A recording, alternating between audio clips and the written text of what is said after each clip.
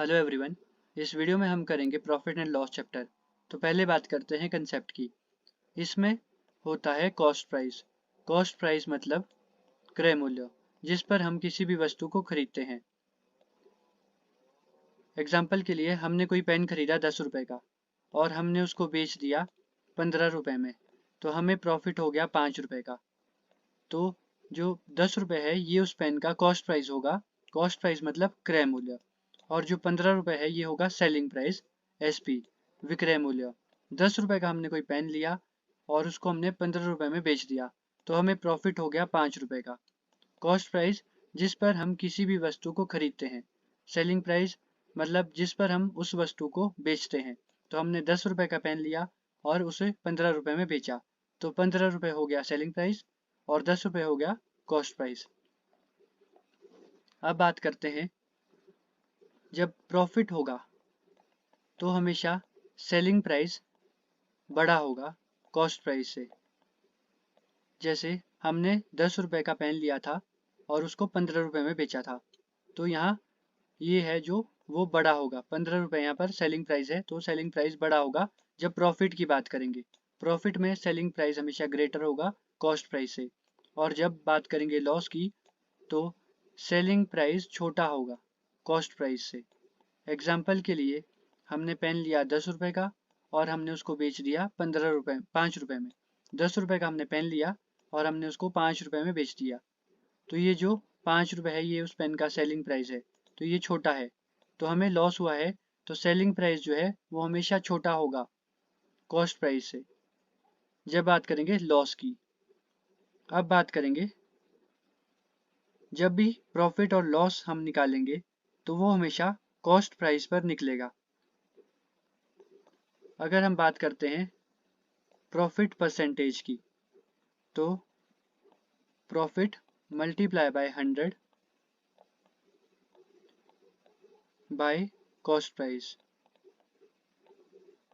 और लॉस की अगर बात करें तो loss multiply by 100 divided by cost price. तो जब भी हम प्रॉफिट या लॉस की बात करें तो वो हमेशा कॉस्ट प्राइस पर निकलेगा, सीपी पर निकलेगा। अब बाकी की बात करते हैं क्वेश्चन सॉल्व करते हुए। क्वेश्चन है, the ratio of cost price and selling price 7:8, the percent of profit will be. तो कॉस्ट प्राइस है 7 और सेलिंग प्राइस है 8। कॉस्ट प्राइस मतलब जिस पर वस्तु को खरीदा जाता है वो है 7, और सेलिंग प्राइस मतलब जिस पर किसी भी चीज़ को बेचा जाता है तो वो है 8। कोई भी चीज़ हमने ली 7 रुपए में, उसको हमने बेच दिया 8 रुपए में, तो प्रॉफिट हो गया 1 रुपए का। अभी हमने बात की थी प्रॉफिट और लॉस सीपी पर निकलता है, कॉस्ट प्राइस पर निकलता है।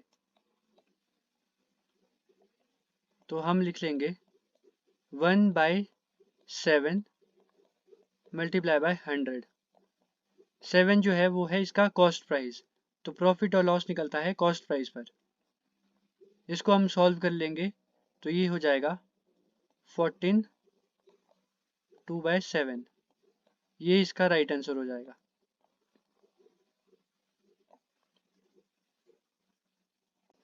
नेक्स्ट क्वेश्चन है, the ratio of cost price and selling price 24:31, the percent of profit will be. तो प्रॉफिट परसेंटेज इसमें भी पूछी है, तो कॉस्ट प्राइस हो गया 24। कॉस्ट प्राइस मतलब जिस पर हमने किसी भी वस्तु को खरीदा। हमने कोई चीज़ ली 24 रुपए में और हमने उसको बेच दिया 31 रुपए में। 24 में हमने कोई चीज़ ली और 31 में हमने उसको बेच दिया। 24 में खरीद कर 31 में बेच दिया, तो हमारे को प्रॉफिट कितने का हो गया? 7 का हो गया। तो यहाँ हम लिख देंगे +7।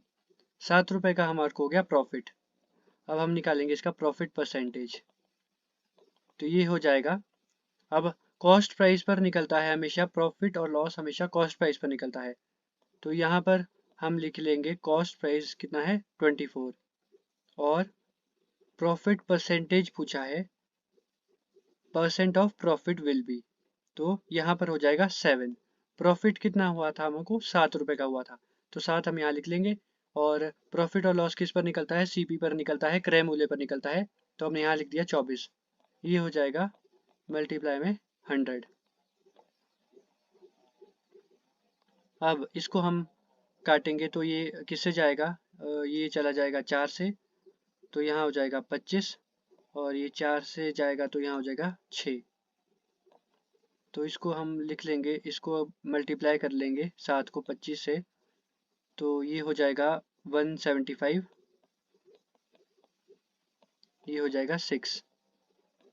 अब हमें इसको सॉल्व करना है,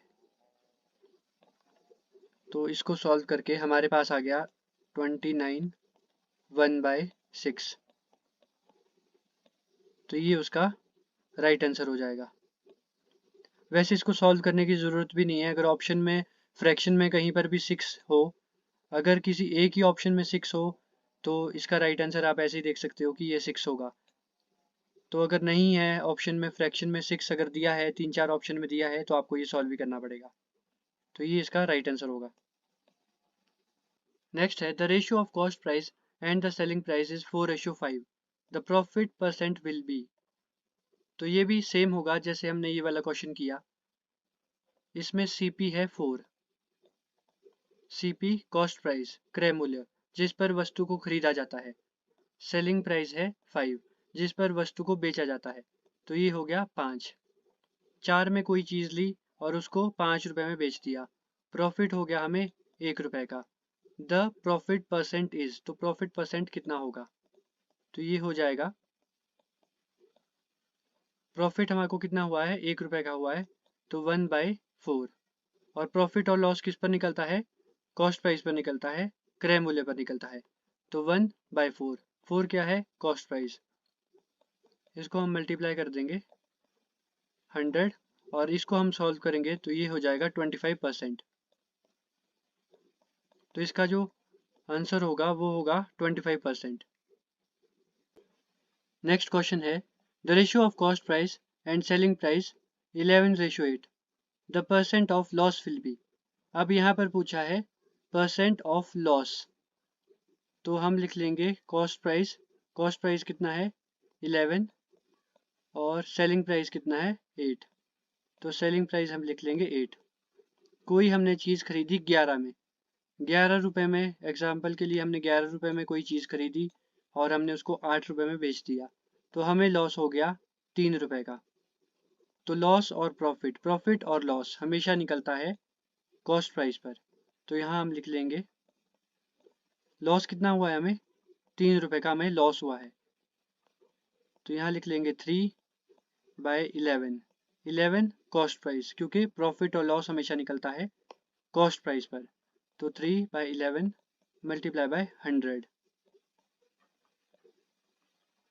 तो हम इसको मल्टीप्लाई कर लेंगे तो ये हो जाएगा 300/11। अब इसको अगर हम सॉल्व करेंगे तो हो जाएगा 27 3/11। तो ये इसका राइट आंसर होगा। सेम ही क्वेश्चन था, बस इसमें लॉस पूछा था, the percent of loss will be. तो ये भी इसी तरीके से सॉल्व होगा। The ratio of cost price and selling price 9:7, the percent of loss will be. तो the ratio of cost price है 9, सेलिंग प्राइस है 7, तो हम लिख लेंगे CP 9 और सेलिंग प्राइस SP 7। हमने कुछ खरीदा, हमने कोई वस्तु खरीदी 9 रुपए में और उसको हमने बेच दिया 7 रुपए में। 9 में खरीदी, 7 में बेची, लॉस कितना हुआ, 2 रुपए का हो गया लॉस। तो हमने निकालना है loss percentage, percent of loss हमें निकालना है। तो ये भी उसी तरीके से सॉल्व होगा। लॉस कितना हुआ है 2 का, तो हमने लिख लिया 2। कॉस्ट प्राइस कितना है 9, तो यहाँ आ गया 9, क्योंकि प्रॉफिट और लॉस 9 हमने यहाँ इसलिए लिखा क्योंकि प्रॉफिट और लॉस जो है वो कॉस्ट प्राइस पर निकलता है। तो हमने इसको अब मल्टीप्लाई करना है। अब हम इसको सॉल्व करेंगे तो ये हो जाएगा 200/9, और इसको हम सॉल्व करेंगे तो ये हो जाएगा 2/9। तो ये है इसका राइट आंसर। तो इस वीडियो में हम इतना ही करेंगे। ऐसी और वीडियोस के लिए इस चैनल को सब्सक्राइब ज़रूर करें, और अगर आपको वीडियो अच्छी लगी हो तो वीडियो को लाइक ज़रूर करें।